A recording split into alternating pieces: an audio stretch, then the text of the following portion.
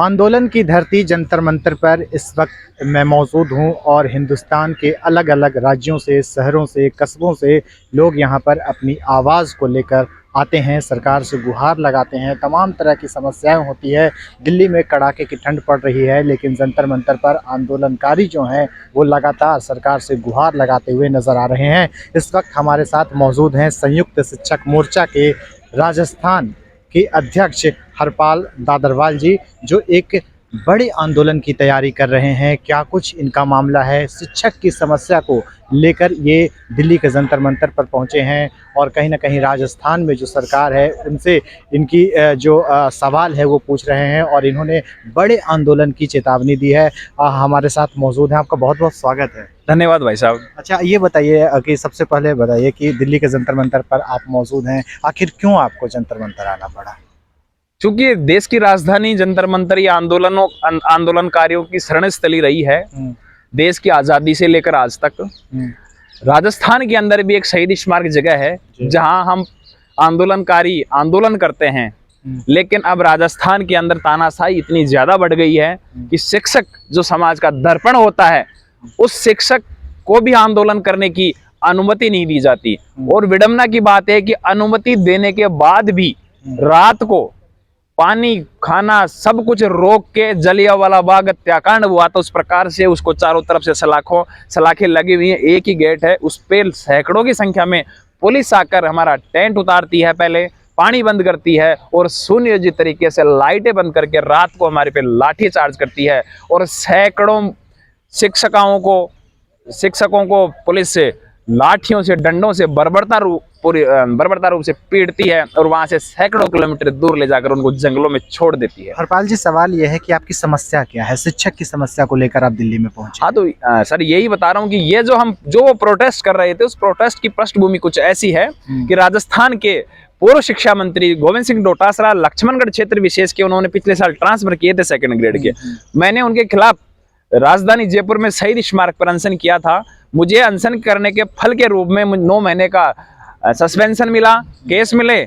खैर ट्रांसफर तो उन्होंने 2nd ग्रेड के तो कर दिए थे, लेकिन हमने पिछले साल अगस्त क्रांति की और 3rd ग्रेड के ट्रांसफर की आवाज उठाई जो 2 दशकों से अभी तक ट्रांसफर नहीं हुए।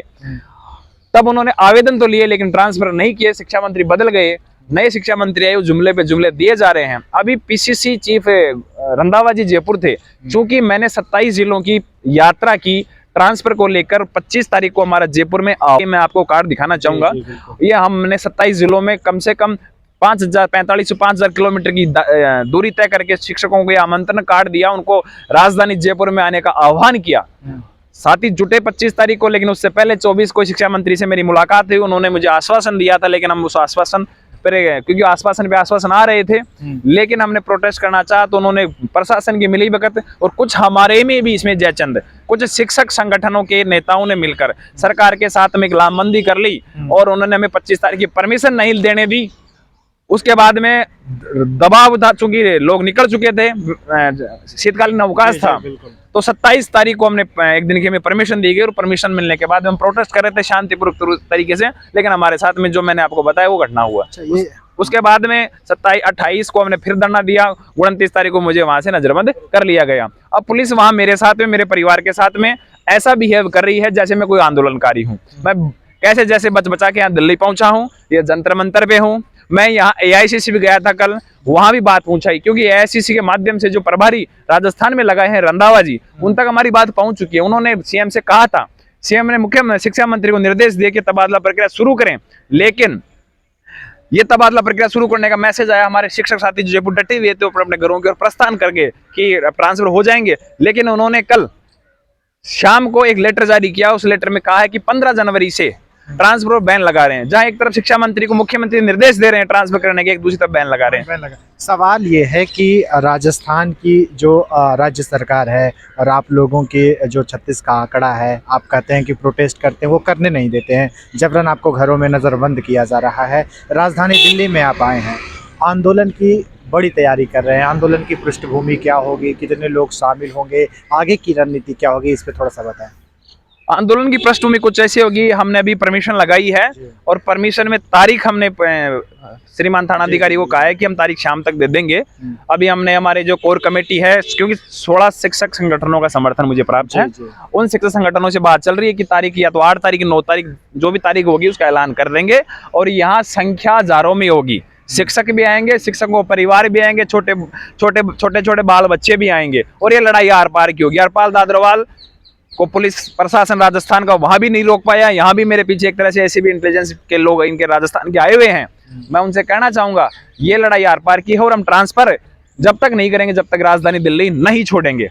और मैं विपक्ष जो हमारे भारतीय जनता पार्टी राजस्थान में उनसे भी कहना चाहूंगा, वो इस मामले में बोल नहीं रही, उनकी क्या मजबूरी है, कौन सी राजनीतिक उनकी रोटियां वो सेकना चाह रही हैं, उनसे भी खुला शब्दों में कहना चाहूंगा। जब मुझे पुलिस ने उठाया 27 तारीख को, बीजेपी के प्रवक्ता रामलाल शर्मा से मेरी बात चल रही थी, मैं चिल्ला चिल्ला के फोन पे कह रहा था कि मैं पानी पिला दीजिए, लेकिन उन्होंने पानी तक नहीं भेजा और एक सिंगल ट्वीट करके अपना पल्ला झाड़ लिया। उसके बाद के अंदर आज तक उनकी ओर से कोई हमारी तरफ सवाल ये है कि आने वाले दिनों में राजस्थान में विधानसभा के चुनाव होने वाले हैं, तो आप लोग ये बताइए कि कितने शिक्षक इससे प्रभावित है, पहले ये बताइए।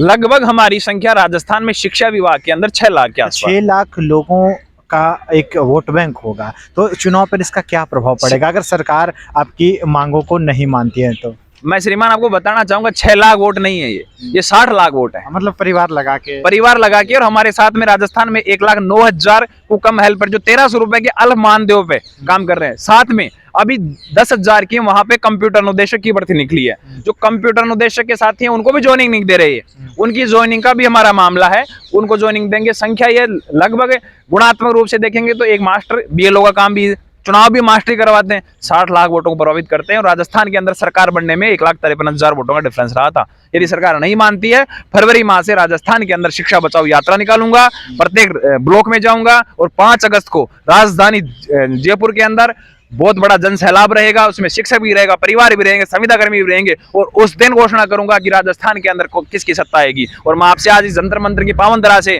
आपके माध्यम से कहना चाहता हूं, आज के बाद आप मेरी रिकॉर्ड कर लीजिए कि राजस्थान की 2023 की सत्ता पर संयुक्त शिक्षक मोर्चा चाहेगा वही आसीन होगा, चाहे वो बीजेपी हो या कांग्रेस हो या चाहे तीसरा कोई मोर्चा हो। यदि गहलोत साहब हमारी बातों को मान लेते हैं तो हम स्वागत के साथ में गहलोत साहब की सत्ता रिपीट करवाने के लिए। बहुत बहुत शुक्रिया।